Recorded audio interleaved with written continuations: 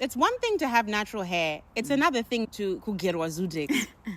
Vimbai, have you ever done it? Wakambo gerwa zudix.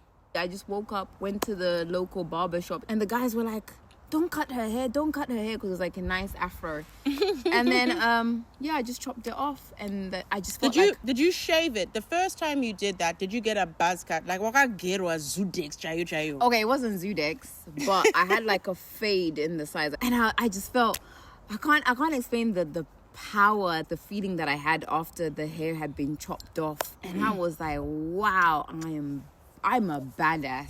So I was actually listening to Cookie, and I'm like, oh, she actually thought of going kwa baba. I just woke up at 2 a.m., took the scissors, and I was halfway in my hair. So now I know. Next time I'll go kwa baba.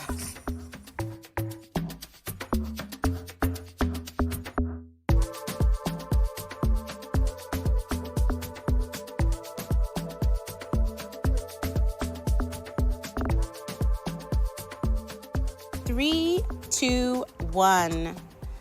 And just bear with me.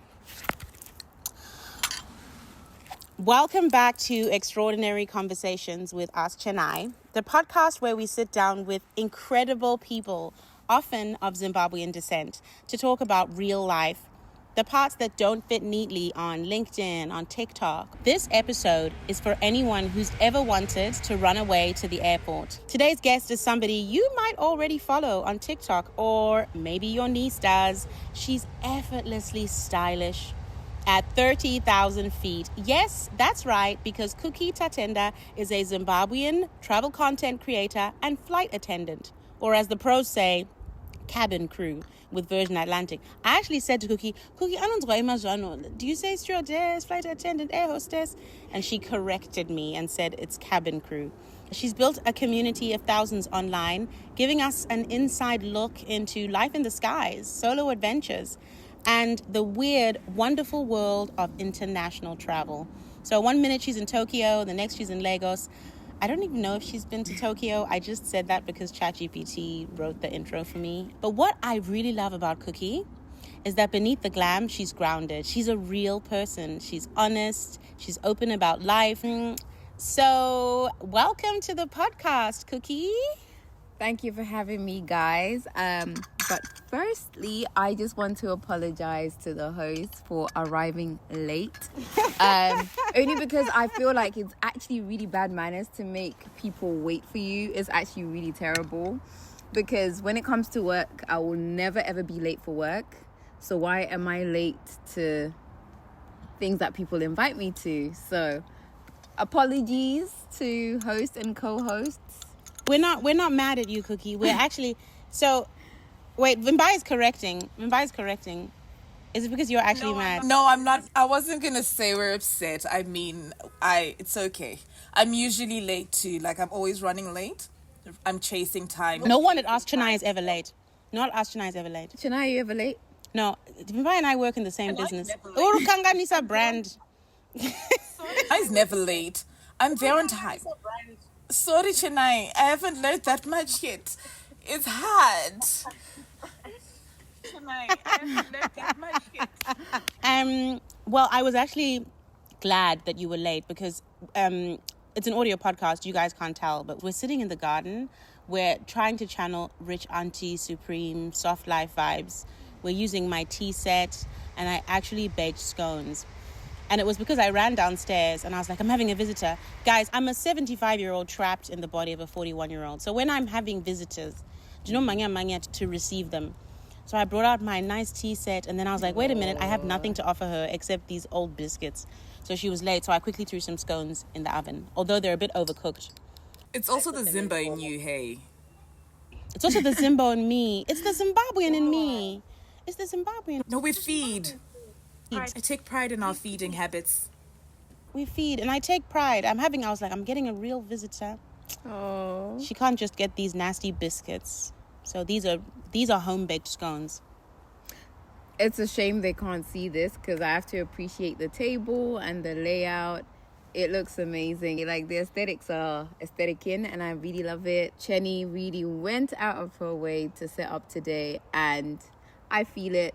The pinky fingers are even coming out as I hold my teacup. It's nice. And takagara nema frauzi, nema ruva.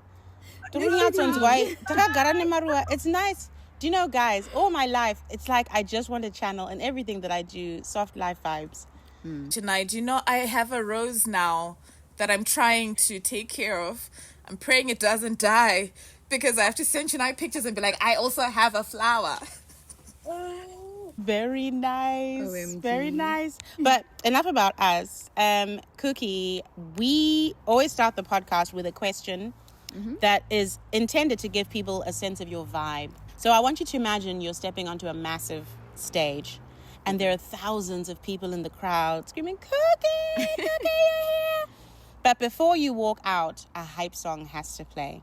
And this is a theme song that captures your essence, your vibe, your journey. What is your song and why? Okay. Gosh. This is a difficult one because it's obviously I'm a piano and pop because I'm between the two. But if anything, I would say it would have to be pop. So it would have to be Lady Gaga, Just Dance. That actually makes a lot of sense.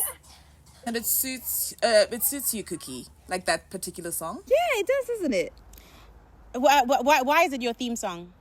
I think it's because 15-year-old Cookie or 16-year-old Cookie, when obviously this song came out, I don't know, I just felt like that song spoke to me and it just gave me that pizzazz, that bubble boom, and I just felt like, you know, I was that girl, you know. I felt I was like the Gaga of like my local authority. Yeah, it just has to be that song. I can't really put it into words, but that song just takes me back to like way back in my day and how that song used to give me so much confidence. And even till now, I just feel like I could still use that song till now. But the song makes sense because I saw on your Instagram you said the world is your oyster, and considering the travel and stuff that you're doing, that song does kind of makes a statement that like tells me a lot about you. I like it. I love Lady Gaga. She's versatile. Yes. And I feel like she's quite misunderstood. I didn't come to her necessarily because I discovered her music first. I sort of discovered her as a person. And then when I understood more about what she stands for, her whole vibe, then I spent more time enjoying her music. And her music slaps. It's good. It does. Her music does slap. It does. But I like the artist behind the music. That's cool. Okay. Just Dance, Lady Gaga.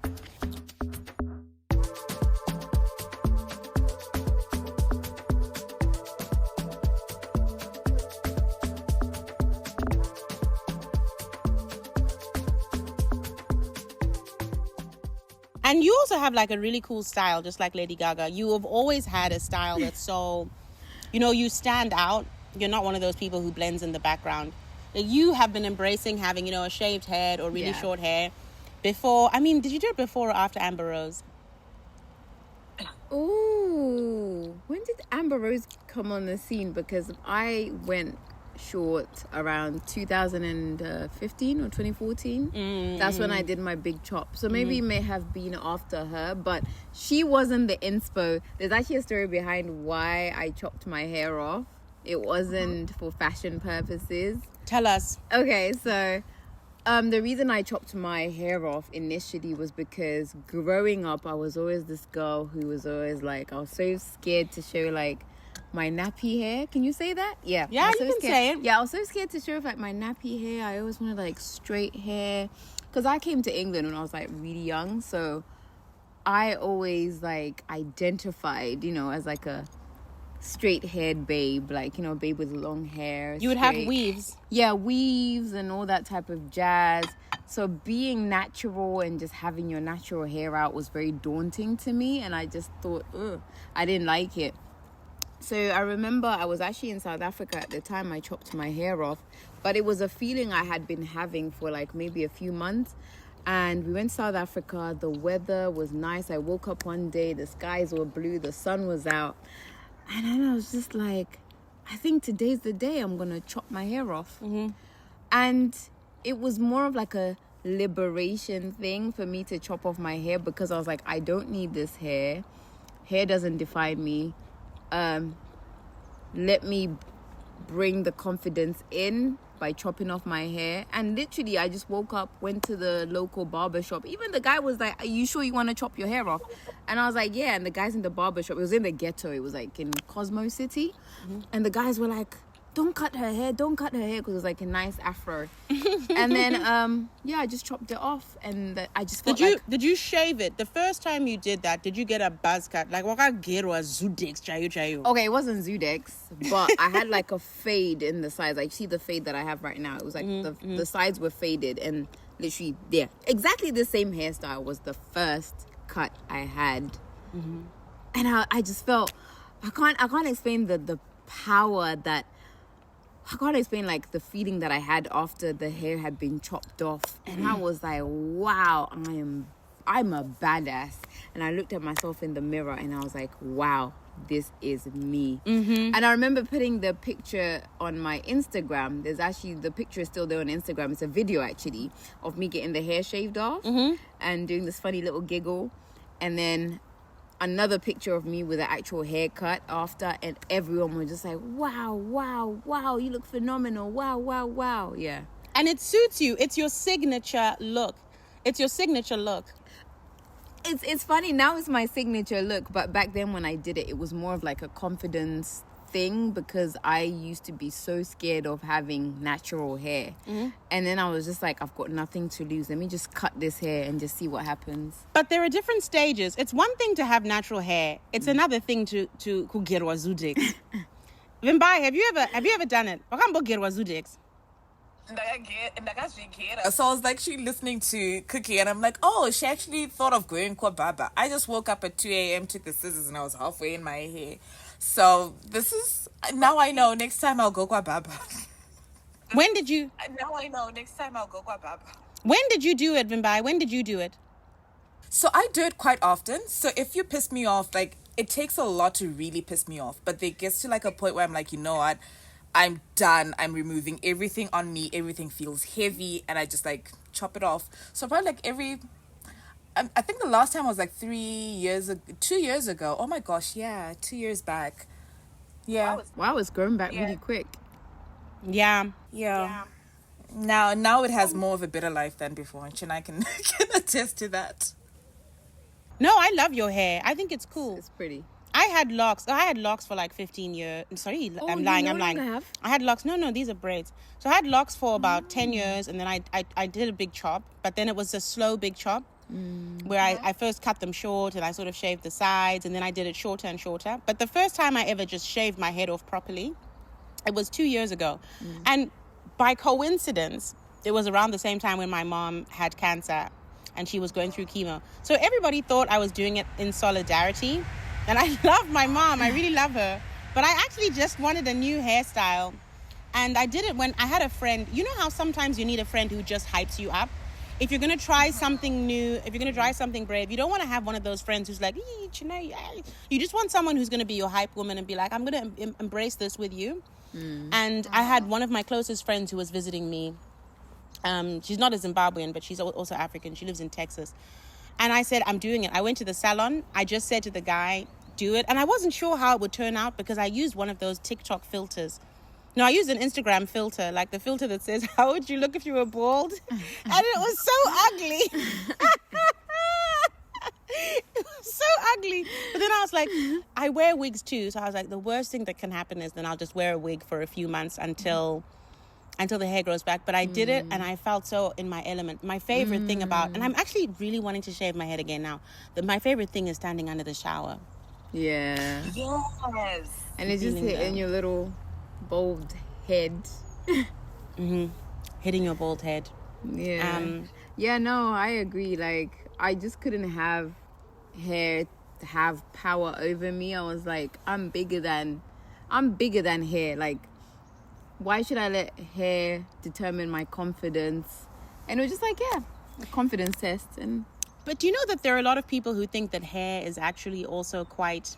Like, I know people who, when they end a relationship, like I knew someone who ended a relationship and they felt like there was some kind of an energy or something in the hair. And there are stories in the Bible that relate to that. Like, and I know that it's maybe maybe for some people it's what do you call it when something is an allegory or symbolism, like Samson, the hair, the strength in the hair. In some churches, like my aunt was telling me, she goes to like an apostolic church, and they don't allow you to have braids or anything because they believe like things live in the hair. But for some people, there's a spirituality in the hair, and when they cut it off, it's not just symbolism of letting some stuff behind, but there's certain energy that you shed when you cut your hair. Do you feel that away? Me?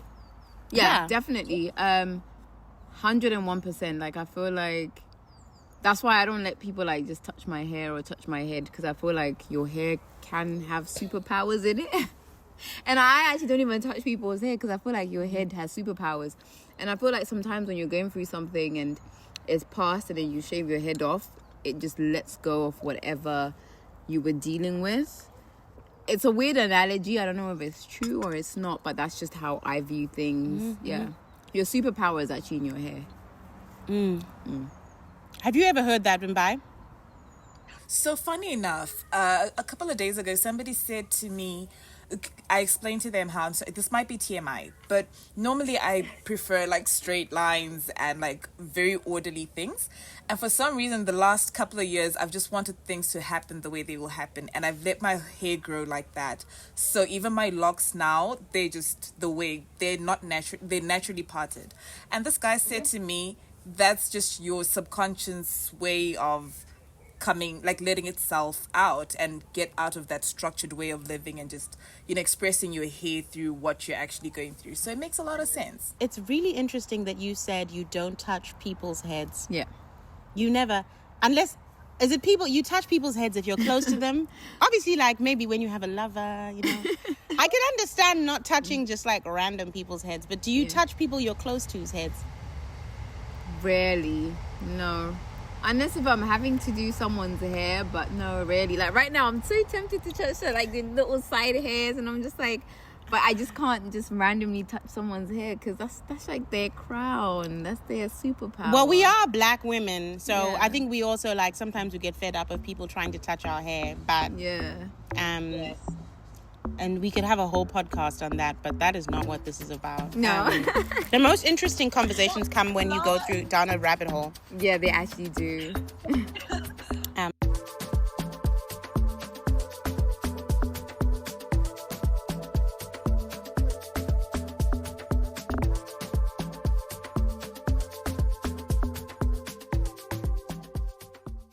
But Cookie, aside from the hair stuff, not your job title, not what's on your on your TikTok page, and not what's on your Instagram page. Who is Cookie? If I was to just bump into you on the road, who are you? I am the AfroTraveller. So I am just this girl who is a bundle of energy, a bundle of mischief, full of life, full of energy. The lover of life, really. I like AfroTraveller. I love, causing a bit of havoc,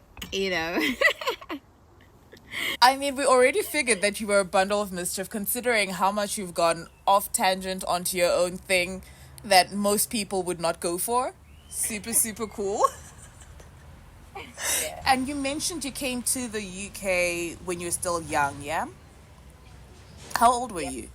Yep. When I was 7 years of age. I still remember that day when we came to England. It was August 1999. I remember it. I was about to say, what do you mean 2000? I thought we were almost the same. I remember seeing the sheep through the aircraft window landing into London Gatwick of Air Zimbabwe. Mm-hmm. Oh my gosh, Air Zimbabwe. Mm-hmm.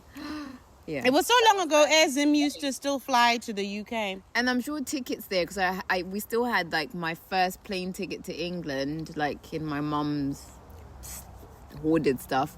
And like back then, like flight tickets from Zim to UK were like 200 and something pounds. 200 and something pounds for a direct flight to London.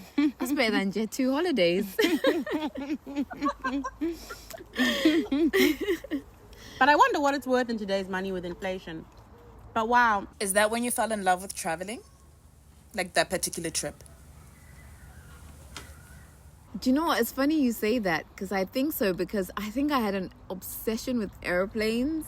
Because that was probably my first aircraft to ride, and I would say I had an obsession with aircrafts. Every time I would go near the airport, I would just feel weird, like something would just be bubbling inside of me. You were like Moana, but with the airport instead of the sea. Yeah. Yeah, literally, but with the airport. And it's funny, I have a feeling you guys are gonna ask me, like, for example, like my current job and like what I do, but back then it was something I never pictured myself doing or ever wanted to do. I'm always interested in origin stories. Okay. You know, like, what was it like growing up across cultures, growing up in Zimbabwe first and then to the UK? What was little Cookie like? Okay, so I can't really remember much about Zim because Zim was only like 7 years of my life, and I think from what I remember would have been like from 5 to 7. So there's only a small window that I remember from Zim. Are you from Harare or somewhere else? Harare, Acadia. Yeah, Acadia. That's where I grew up. But I remember life in Zim was a vibe, you know. Finish school at like 2 p.m, play outside, had friends in the hood, you know, go knock on doors. Actually, I was trouble. I was a little menace. Like, I was actually a menace. One of the house helps actually left because I literally caused trouble. You're that bad. I think I was just so irritating. Like, I was probably like just digging into her. Like, yeah, but this is my mom's house. This is my this. Like, I literally was hell. Because I remember she packed her bags. That's one memory I remember. She packed her bags. And she was like, I can't stay here with her. Like, she was obviously saying it to Shona. And Chada. And all the adults were trying to beg her to stay. And then she left. I think her name was like Gloria. Sorry, Gloria, wherever you are. Gloria, if you're listening to this, I'm sorry, Gloria. I didn't know what I was doing. I was a baby. Yeah. But like, having been a parent now, I'm also wondering if it was just an issue of you being a menace or you were just an energetic child. I think it was probably energy and just, you know, sugars. Just being a kid, I would say. So when I came to England, it was a completely different transition. So I remember being like one of the only black kids in the class and one other mixed race kid. There was like a question and answer session on my first day. And people were like, oh, we have a new kid. She's coming from like Africa. And then I remember the questions. I still remember these questions. And kids were asking me if we lived in like a tree house, if we lived with animals. They were asking me all these crazy and wild things. Because back then, remember, we didn't have social media. This was like 1999. They didn't have social media. Wasn't that long. And things were not really... No, but like in terms of like now, we see things on social media. We know Africa is very modern. And, you know, we look at TV and we just see what Africa is like now. But back then, a 7-year-old child in a... You know. So I went to university in 2003 in the US. And I remember somebody on campus coming up to me and I just get asked stupid questions. So once, as a joke, I literally said as a joke to somebody, I said, ha, ha, ha, yeah, I live in a treehouse and I have a pet lion or something. But I said it like, and it's weird because I don't understand sarcasm, but I use it. And then a few days later, somebody came up to me and they said, Chenai, I heard about your amazing life back in Zimbabwe. And I said, what are you talking about? And she said, your treehouse and your pet and your animals.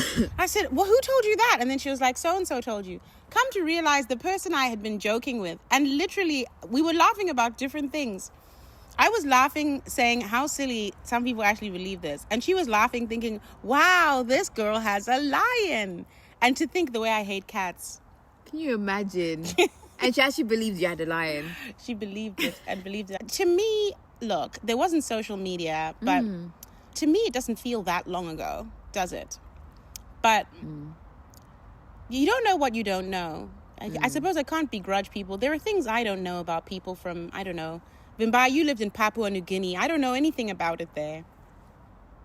So I was actually just thinking about that when you were telling your story about how you said yes, about the lion as a pet. My mom joked with the people in Papua New Guinea because they would ask, how did you get here? And she would say, oh no, we came in a reed basket. And she would show them a picture of Yerusero. So, and they believed it. So, and then she'd obviously correct herself and then explain to them after. But the fact that people do believe that, there are regions in Papua New Guinea, Chennai, to answer your question, that still eat people. Eat people? Yes. They're still carnivores. Where do they find the edible people? Is it a war thing? No, so if like a family relative dies, so if my mom passes away, then instead of like before we bury her, they take a piece of her and then cook her and then the whole family will eat so that she stays part of us in a way. Okay, I know I'm going to get cancelled for saying this, but that's way less creepy. There is a writer I love who talked about when her mother died, her mother was cremated, and she loved her mother so much. And she said she couldn't believe that her mother was gone forever. And then, they give you the ashes. She said she just tasted a little piece of the ash just so that she could keep her mother with her forever. I know this is a really messed up thing to say, but there's something about that love and just wanting to be close to someone that I can relate to. When my daughter was born, I remember just smelling the top of her head and never feeling closer to anyone before. And then one day I licked it. I licked the top of her head. I'm not judging. No judgment. I wasn't eating her. I don't know why, I just wanted to be even closer to her. I was like, and then I just licked the top of her head and then I was like, ah. Yeah, you're cancelled. As her mom is cute though. As her mom is cute.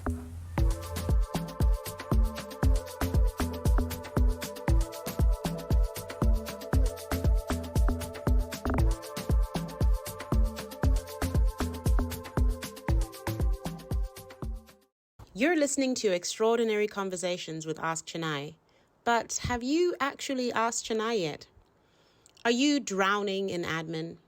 Think you can't afford to hire help? Think again. At Ask Chenai, we match busy people with smart, reliable virtual assistants, all based in Harare, Zimbabwe. And our packages start at just £159 per month. I'm Chenai, and I built this business because I was tired of wasting money on flaky freelancers. I needed support I could actually trust, so I went back to my roots and tapped into one of the most talented workforces on the planet. Our team are not your ordinary virtual assistants. They're extraordinary for extraordinary executives. Stop drowning in your to-dos. Start focusing on what really matters. Whether you're a founder, freelancer, or time-starved exec, Ask Chenai is your unfair advantage. Visit askchenai.com or email sales@askchenai.com to find out more. Let's help you get your time back. So Cookie, you have built this amazing, amazing following online. What made you start posting? Did it just happen or was it intentional? I wouldn't say it was intentional. When I became AfroTraveller, I went to Seville in December 2016 with one of my friends. She was just always good at like taking pictures and the aesthetics, and I remember like she was teaching me about using VS CoCam, an editing app. And I don't know where AfroTraveller came from. It's just something I just randomly typed up on my IG, because I used to be called I Am Biscuit on IG back then, and I just started posting these pictures, and that's when I just became AfroTraveller. And then I would say when I grew a bit more was when I was in Tanzania during the pandemic. I was traveling whilst everyone was in quarantine and locked down and stuck at home. And there was me traveling, posting. And then people were just intrigued. And then that's when I just got so many people following me. How many followers do you have now? So right now I only have like 4 point something. Don't say only. That's a lot. That's little. There's people like with like hundreds or like whatever. But It's about whether the following is engaged. That's true. Mm-hmm. But I went from like 1K to like literally straight up to 4K during my time in the pandemic. So at the time, people were really locked in during the pandemic. I think people were just wondering, why is she traveling when we're all locked in at home? Yeah. I like those pictures of you in Kenya when you're jumping up and down with the Maasai. Tanzania. Was that in Tanzania as well? Tanzania. And then you got those braids that went down to your feet. It was all in Tanzania. Yeah. I love it. I love your content. Oh, thanks. So we literally booked our tickets to TZ during the pandemic, and then we were just figuring stuff out, like, whilst we were out there. Yeah. I'm from Ends. I'm from here. At the time, I was actually from around here. From Hertfordshire. From Hertfordshire, yeah. I was just like, she's from Hertfordshire. I was from Hertfordshire. We're sitting in Hertfordshire. Why you have to make our place sound ratchet? Yeah, we're not from Ends. I'm from Ends. We're not from Ends. We're from Hertfordshire, yeah. And then, yeah, we just linked up out there, and then we were actually couch surfing on the first few days we got there. Like, we were literally, there's this app called Couchsurf. I know. I used to be a host. Oh, wow. Yeah. Yeah. We were literally couch surfing during the pandemic. I know of couch surfing. Oh, amazing. Yeah. That's how we got to TZ, and we were just taking each day as it goes along. So the people you couch surfed with in Tanzania, were they actual like Tanzanians, or were they like white foreigners? They were locals, like literally locals. I remember the house that we lived in when we first got there. It was like a creative house. So it was like a house with like a director. It was a house of like it was literally a creative house. Everyone who lived in that house was some sort of creative, except for one guy who was trading like stones, like the Tanzanite, and he used to feed us. Like, he used to feed the entire house. The house was pretty big. It was like your house, and then another section of the house here, and then we would all meet for like communal dinner. And then, like, he would just cook. Like, he used to just pay for food, cook dinner. But what was your contribution as people who came from England? Nothing. You came from England with your British pounds. And then you made this guy who was selling Tanzanite on the roadside feed you. Yeah, he was a, I mean, we would call him a jeweler or a stoner, or whatever you call jeweler. Sorry. Yeah, so he had money from stones. So he was... Do you stay in touch with him? No, I don't know what happened to that man. I have no idea where he is. But I'm in touch with some of the other guys, because one of the guys, he now owns something on the island in Zanzibar, like a little hostel thing, because when I was out there in December, January, I stayed with him. And then the other guys, one has gone to SA, one is... Yeah. I'm still in touch with one or two. Although, to be fair, I'm not in touch with anybody who I hosted. Yeah. I mean, the first time I used Couchsurf was in Hawaii, and I don't even know where that guy is. Yeah. But he's on my Instagram, but I don't think he's ever logged in like since 4 years ago. And how was it, the experience? Good? Yeah, it was good. Yeah, Hawaii was good. We stayed with a few Couchsurf hosts, and literally it was the cheapest trip I've ever done. Going to Hawaii was like going to Spain or Jet2 holiday. Really? Yeah, it was so cheap. Didn't even when you're spend there, a dime. it's cheap. I mean, buying food and things like that obviously was a bit pricey, but like accommodation wise, it was free. So all we had to pay was for our connecting flights to go to the other islands. But back then, things were not really inflated as they are now. But maybe our viewers don't know what couchsurfing is. So couchsurfing is an app. I don't even know if it exists anymore, but back in the day, it's something where you want to visit a city, you don't have money for a hotel, so you literally go on this app and you find people who open up their door to complete strangers, which sounds crazy, but I did it. So I used to focus on hosting certain kind of people, so primarily queer people. I used to host a lot of black people. When you're couchsurfing, it was sometimes hard to find a host if you were black. Yeah. So I would primarily like give precedence to black people. So I did get a lot of black African, usually people who were living in the US. There was never anyone who was like, I'm coming from Bulawayo. Can I live in your house? It was always students who were traveling abroad and stuff. But yeah, that's people who, after actually I hosted them, they would invite me back to their city.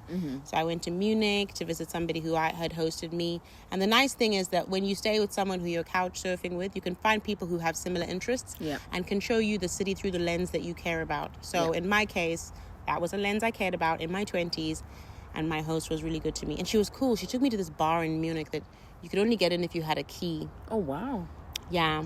Wow. And It was kind of cool. I think that Tell me more. Where'd you find the I think key? the thing was that, so at the time they had a ban on smoking cigarettes indoors, and so if people wanted to have bars where you could smoke inside, you could turn it into a members club, because then you could smoke indoors.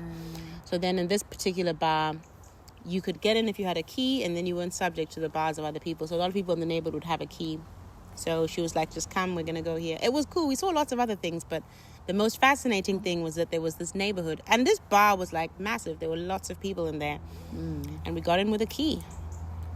That's interesting. Yeah. Do you think couch surf still exists? It might. I mean, a lot of things have superseded it. I think at its core, a lot of people didn't couch surf simply because they were just trying to save money. It's because they wanted to experience the city with somebody like-minded who could open a window into that city for them in a way. And I think there's always going to be a need for that. Yeah. And especially because it was reciprocal. People I hosted would be like, oh, when you're in San Francisco, oh, when you're in, you know. And lots of people were coming to Zurich. And that's when I lived in Zurich that I was a couch surfer. There were some bad actors. So there was a guy who stole from some people. But then you get banned. You get a rating on couch surfing.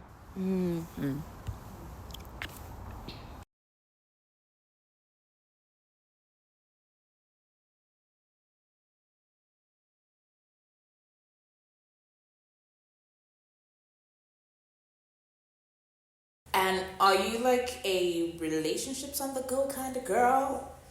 Or do you keep your heart grounded somewhere? Hell to the no. Hell to the... One thing that's my policy and I would never do, I do not believe in holiday romance because it will all end in what? In tears. What do you mean holiday romance? You didn't mean holiday romance. You mean a fling while you're on holiday. So it's when you meet someone on your travels. And then you try to fall in love and be in a relationship. Yeah, but it all ends in tears because the moment you get on that plane and you get back home, that's where it all ends. No. There is an energy when you're on holiday that sometimes it makes you feel more intensely. And you kind of like maybe can have feelings that aren't necessarily real. Yeah. So, or you look at someone on holiday that maybe on a holiday light, they look more attractive. I was at a festival this weekend and I was dancing next to a guy. I told my sister the next day, I actually asked myself, is this guy homeless or is he like... And I don't say that to like shame the homeless, but I actually asked, is he homeless or is he like a hippie artist type dude? And then I said, the thing about being young is that that's the kind of guy, you know, in this context, maybe at a festival, you can even be like, oh yeah, he looks good, he looks fly, he looks like a free artist. But then if you take him out of the festival, like in your real life, you're like, doesn't really work. That's exactly what happens with holiday romance. It feels like that thought that you had when you're like, if I take the person out of the real life, it doesn't work. That's what happens with holiday romance, because the moment you get home, reality hits, and I don't know what happens. I mean, I'm a hopeless romantic. I would love for a holiday romance to, you know, progress, but that's not how everybody else thinks. So you've never fallen in love with someone you met on the road? I have. That's why I'm saying it ends in tears. I have. And now what country? I do not. Will you tell us what country they were from at least? Was it Lagos? Was it in Lagos? No, it wasn't in Lagos. It wasn't in Lagos. It wasn't in Lagos. So I remember I had one in Cape Town. Cape Town, I had one in Havana, Cuba. Havana, Havana, down. I had one in Ayia Napa. Where's Ayia Napa? Like in Cyprus. Cyprus. Yeah, I think that was probably one of like my very first ones. Like I was probably like 19, and I was like, oh my god. And then that's when I discovered there's no such thing as a holiday romance. They look different when you come back from holiday. No, besides that, like no one ever texts you back or calls you. Like you get ghosted. Aww. You get ghosted. So I'm sorry if I ever meet, like anytime I've ever met people on my travels, I do not even give them the time of the day, because I know the moment that I'm going to get on the plane and get back home, there's a possibility of me getting ghosted. So I don't believe in that. Oh.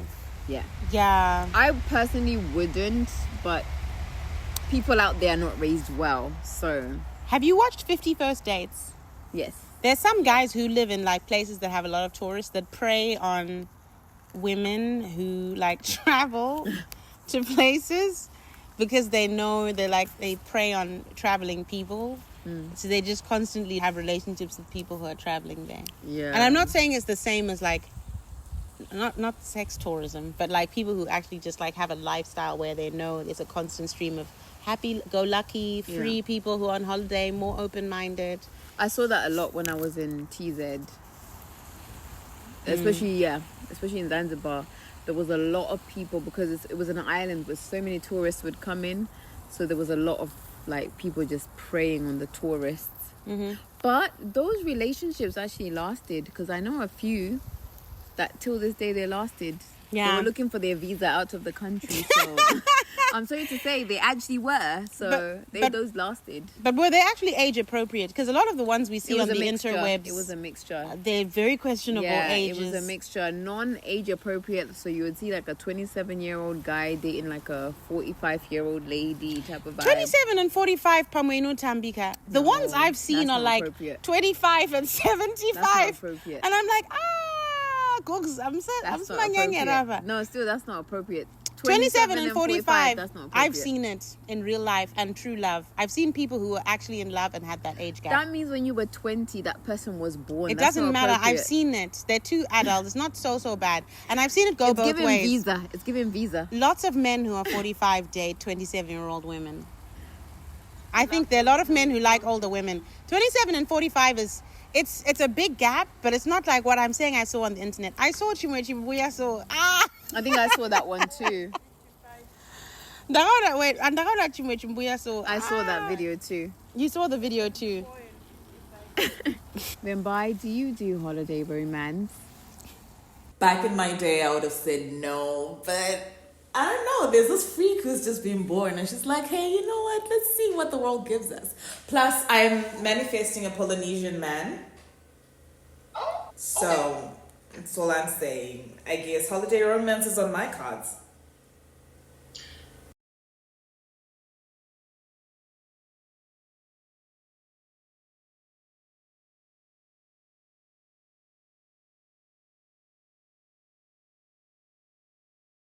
Okay, what's your totem?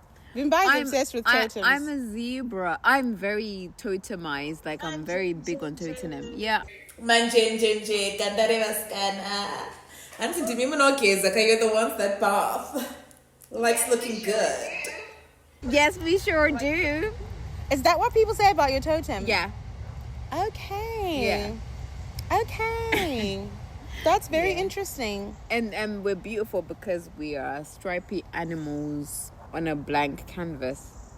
We're like a work of art. Okay. I love it. Even if I see a zebra, oh my gosh, I have to let everyone know, it's a zebra. It's a zebra. That's my totem. Do you know what a totem is? Because you also have a cool totem. My cousin was going out with a guy, Ayira Wuku. Wait, is that a totem? I know, I didn't know. We talked about this the other day. I didn't know it was a real thing, but you can yera the huku. Huku? Yeah, don't insult those of us who yera the huku. Maybe I'll cut this out. What's your totem? Soko. Oh, that's cute. The tree climbers. Yeah. That's so cute. No, Sokos are cute. Troublemakers, but they're cute. Who said we're troublemakers? I am a troublemaker, I know a few though. troublemaking Sokos. I am a troublemaker, though. If that's what people say about us, I'll take it. But Sokos are cool. You know, the vice president of our country is a Soko. So you're from the lineage of the vice president. Yeah, my mom is from Zimba. So all of my uncles... Oh, so you're from the presidential line. Oh, yes. All of my uncles are Anagushungo and my mom is Amanguenya. So I know all about royal totems. Okay, so you're from the... Royal totems. You are royal. Although we need to have a conversation about this because it's a conversation for a different podcast. I think I'm not a real Soko. It might just get some people vexed in my family. We adopted Soko because when we arrived, everybody had to have a totem. So the people who were living where we arrived were Soko. So then we were like, where's Soko? That's like my family too. And after so long, people like so obsessed with it that a lot of people who don't know the actual history, but the actual history is that we're not even from there. Because you know, some people get so obsessed with their so totem that if you tell them, oh, actually, it's not really, and they're like, what do you mean it's not really? Shut up! You don't know anything.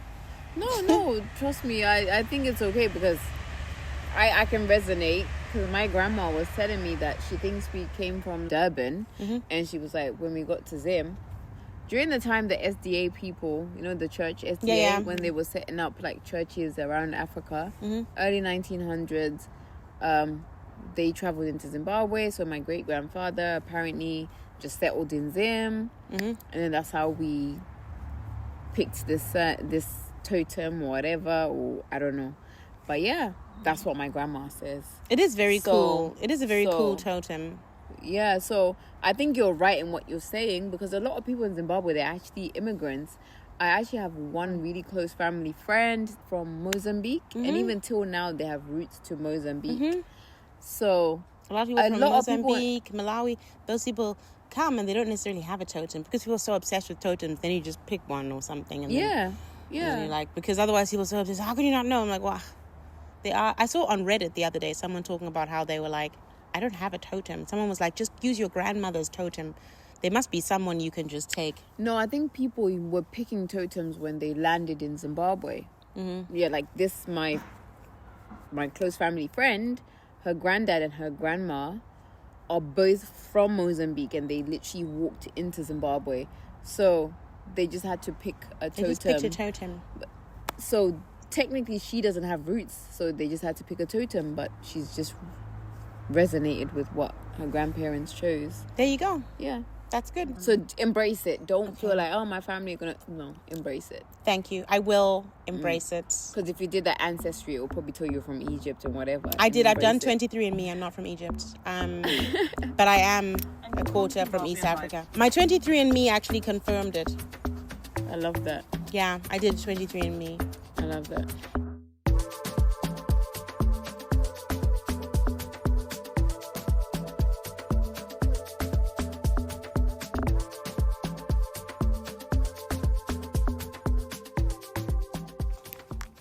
Friends, that feels like a good place for us to pause. Part 1, we've talked about couchsurfing adventures, cannibalism, and the real power of shaving your head. In part 2, next week, we're going to go behind the glamorous Instagram reels and get into the reality of life on cabin crew. How did she become cabin crew? What are the best destinations she's been to? What's the worst food she's ever eaten on the road? And yes, we're also going to be asking about her zombie apocalypse story. So if you enjoyed this episode, please come back next week. Hit follow and tell your friends about the episode.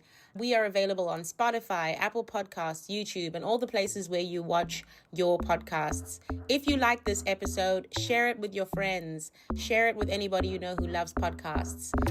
And we cannot wait to see you again next week on Extraordinary Conversations with Ask Chenai. Bye-bye.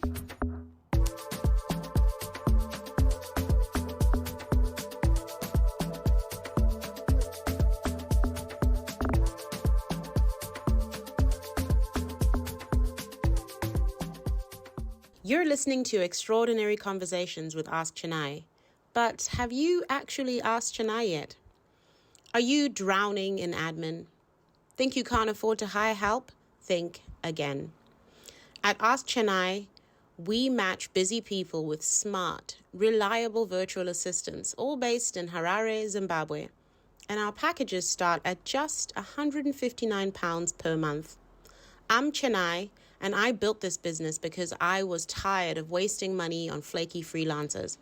I needed support I could actually trust. So I went back to my roots and tapped into one of the most talented workforces on the planet. Our team are not your ordinary virtual assistants. They're extraordinary for extraordinary executives. Stop drowning in your to-dos. Start focusing on what really matters. Whether you're a founder, freelancer, or time-starved exec, Ask Chenai is your unfair advantage. Visit askchenai.com or email sales@askchenai.com to find out more. Let's help you get your time back.